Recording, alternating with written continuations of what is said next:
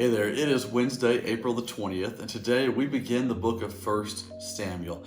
1 Samuel chapter 1 and 2, Psalm 120, and Acts chapter 5.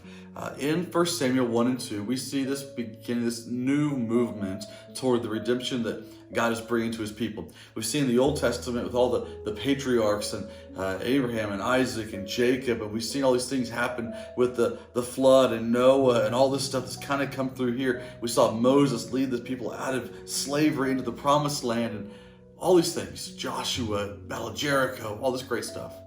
We talked about Ruth the last couple of days and the redemption that came to her through her Redeemer, through the people of God. It sets us up for 1 Samuel. We'll begin to see this movement toward kings and this movement toward a different season in the people of God's history. In 1 Samuel 1, we see a lady named Hannah. Hannah doesn't have a child. She's been praying for a child. She wants to dedicate her child to the Lord. And she prays these prayers, and then she has a baby boy named Samuel.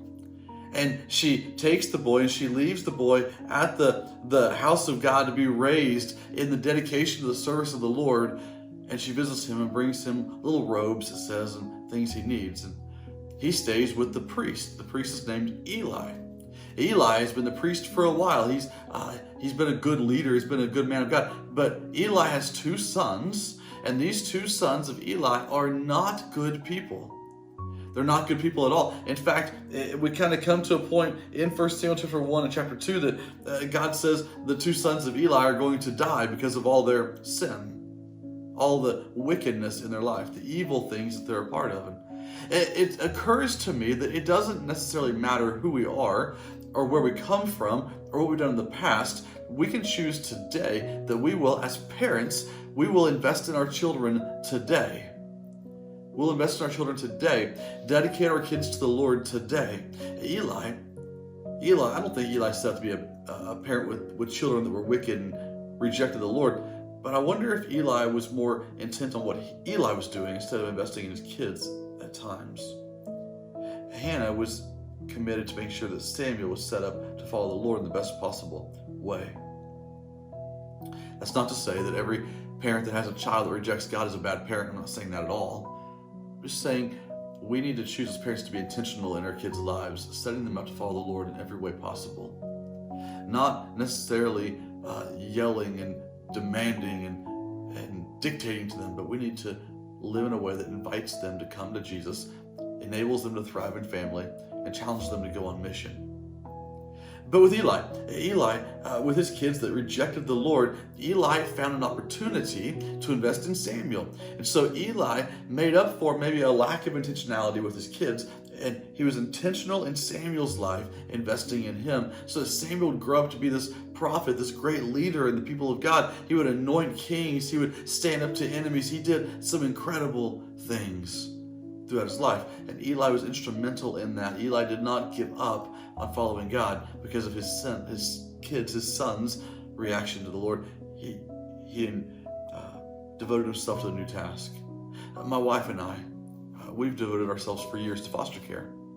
We've been fostering kids who find themselves in tough situations for many years, nearly 10 years now. We've been investing in kids' lives. These are kids that come from trauma and backgrounds that aren't great.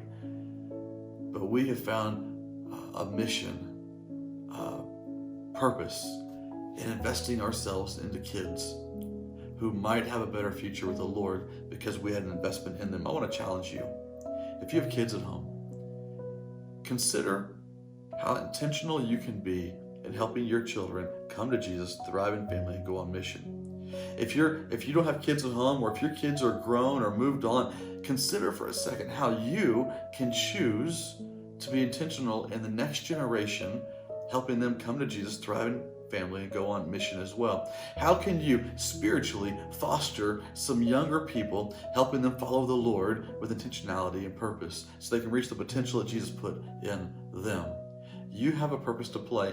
I don't care how old you might be or how young you might be. You have a responsibility in the kingdom of God to be intentional in the next generation, helping them to follow Jesus well. How are you doing that today? Look around with eyes to see who you can invest in, Who you can be intentional in, who can you embrace, who can you speak words of encouragement and challenge to, and who can you help know how to come to Jesus, thrive in family, and go on mission. I'll be praying for you as you look for that next person to invest in. Until I see you again, you are sent.